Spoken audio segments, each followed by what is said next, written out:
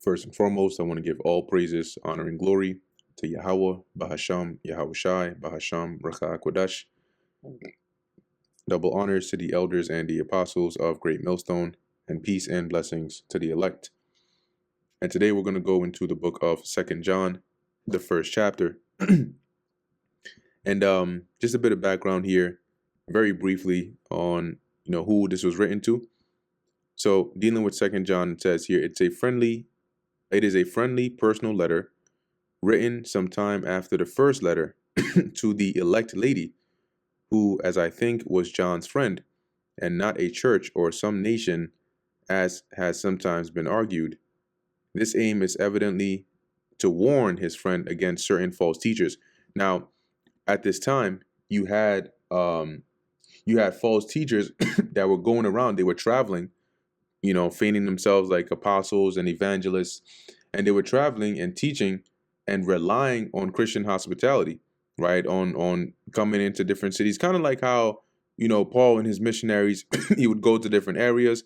Believers would house him and be hospitable to him, even though he did his best not to burden them. You had some that were going around like that, but they weren't teaching the same truth or doctrine that was taught to the apostles. So John here is warning right here the elect lady concerning that, to say, look, don't receive these people, don't help them, don't greet them, don't support them, none of that. Because if you're supporting one that is teaching a false doctrine, then you're indirectly sharing in that. Okay, so have nothing to do with them. So this is 2nd John chapter 1 verse 1. The elder unto the elect lady, right, referring to John, to the elect lady and her children, whom I love in the truth, and not I only, but also all they that have known the truth, right? So this would be, a woman that had, well, obviously a believer, right? But she was somebody that was likely had very good works, and so was known of John and the rest of the believers for him to write this to her. For the truth's sake, which dwelleth in us, and shall be with us forever, grace be with you, mercy and peace from God the Father, and from the Lord Yahweh Shai HaMashiach, the Son of the Father, in truth and love. I rejoice greatly that I found of thy children walking in truth, as we have received a commandment from the Father. Says here in the NLT, how happy I was to meet some of your children and find them living according to the truth, just as the Father commanded. And now I beseech thee, lady, not as though I wrote a new commandment unto thee, but that which we had from the beginning, that we love one another. So he said, I'm not writing anything new to you, just reconfirming or reaffirming what you already know, right? To maintain the love onto good works. And this is love, that we walk after his commandments, right? Because he mentioned that in his first letter, love, what is love? That you keep the commandments of the Lord. This is the commandment, that as ye have heard from the beginning, ye should walk in it. So what is the love? The love is to keep the commandments. What is the commandment? Keep that which you have been taught from the beginning and walk in it. Live according to what the gospel that was preached unto you from, from the beginning. Don't deviate from it. For many deceivers are entered into the world, who confess not that Yahweh Shai HaMashiach is come in the flesh.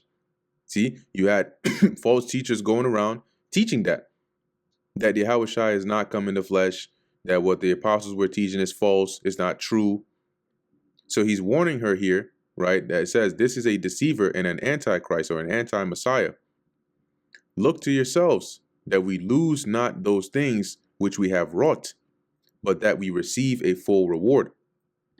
So be mindful, right? Watch out that you do not lose what we have worked so hard to achieve. Be diligent so that you receive your full reward, right? So because if you get swayed by these guys who are teaching this wayward doctrine, all that work, all that labor you've had in the Lord, if you go astray and you leave the faith, you lose it all. Whosoever transgresseth and abideth not in the doctrine of Hamashiach hath not God.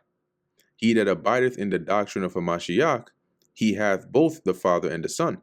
See, so if you are not teaching this doctrine, the Spirit of the Lord is not in you, not the right one.